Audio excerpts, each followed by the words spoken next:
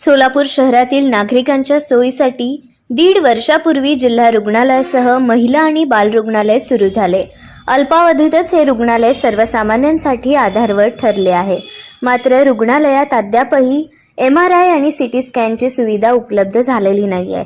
त्यामुळे अनेक वेळा रुग्णालयात आलेल्या रुग्णांना तपासणीसाठी खासगी रुग्णालयात पाठवले जात असल्याने गोरगरीब रुग्णांना महागड्या चाचण्यांसाठी खासगी रुग्णालयात जाऊन भुर्दंड सोसावा लागत आहे.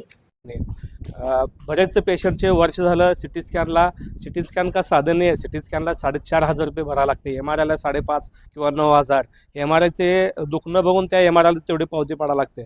मी एवढंच म्हणतो की हा जिल्हा रुग्णालयामध्ये एवढी मोठी बांधलेली आहेत, ते कशासाठी बांधलेली आहेत? का खाजगीसाठी बांधलेली आहेत का?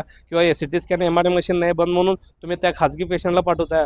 उद्या कदाचित माझी पण मुलगी इथं डिलिव्हरीला येईल. त्या डिलिव्हरी आल्यानंतर हे काय सिटी स्कॅन MRI करत असले तर कुठलीही गोष्ट काही करत असले तर खाजगीला जाऊ का?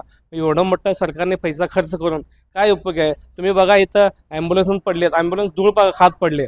आणि जिल्हा रुग्णालय महिलांसाठी तर एवढं घातक नाही आहे की इथं एमर्जन्सी काय पेशंट लागले की छत्रपती शिवाजी महाराज सिव्हिल हॉस्पिटल इथं घेऊन यावं लागतंय. मग हे एवढं मोठं बांधून का उपयोग आहे? एवढं मोठं स्टाफ असून का उपयोग आहे? हे स्टाफ छत्रपती शिवाजी महाराज सिव्हिल हॉस्पिटलला पाठवलं तर अजून बेटर आहे ना. तिथले कामं तर फास्ट होतील. निदान ह्या कामामध्ये इथं फक्त याचं बसाचं डिलिव्हरी जे इमर्जन्सी असले ॲम्ब्युलन्स घालायचं देऊन जातात. मी कॅमेरामॅनला एवढंच सांगतो की हे एवढा ॲम्ब्युलन्स मोठे खर्च होऊन पडले, त्या ॲम्ब्युलन्सला किती धूळ लागलेत बघा. आणि गाड्या एवढं लागलेत की जणू करून की पेशंट भरपूर आहेत. पेशंटला हे तर काहीच सोय नाही आहे. डिलिव्हरी पेशंटला इमर्जन्सी काय झालं तर सिव्हिल हॉस्पिटलमध्ये यावं लागतंय. हे बांधून काय उपयोग आहे? हे बंद करा ना, जिल्ह्याचं बंद करा, सिटीतले येऊ द्या. काही जिल्ह्याचे लोक सिटीलाच येतात ना, सिव्हिल हॉस्पिटलमध्येच येतात, जिल्ह्याला थोडी येतात. सिटी काही लोकांना इथल्या लोकांना जवळ पडतंय बेटर आहे म्हणून इथं येतात. इमर्जन्सी झाले तर सिव्हिल हॉस्पिटलमध्येच जायला लागतंय. MRI machine CT scan hospital सुरू होऊन 1.5 वर्ष झाले. तेव्हापासून जे ते MRI मशीन सिटी स्कॅन जे आहे ते मशीन अद्याप या ठिकाणी उपलब्ध नाहीत.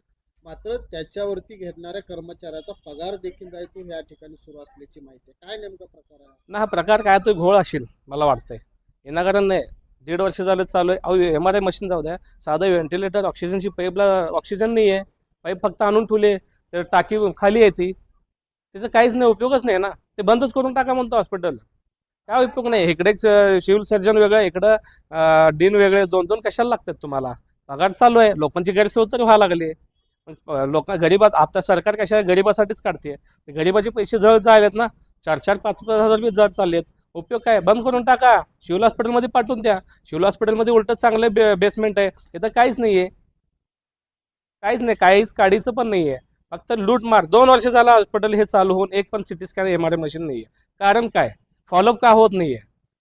सिव्हिल हॉस्पिटलचं काय एवढं मोठं फॉलो झालं, इथं का होत नाही आहे? त्या पाठीमागचं रिझन काय आहे? ह्या जर गोष्टी नाही चालू झाल्या तर मी वेगळ्या पद्धतीने मी आंदोलन करणार आहे.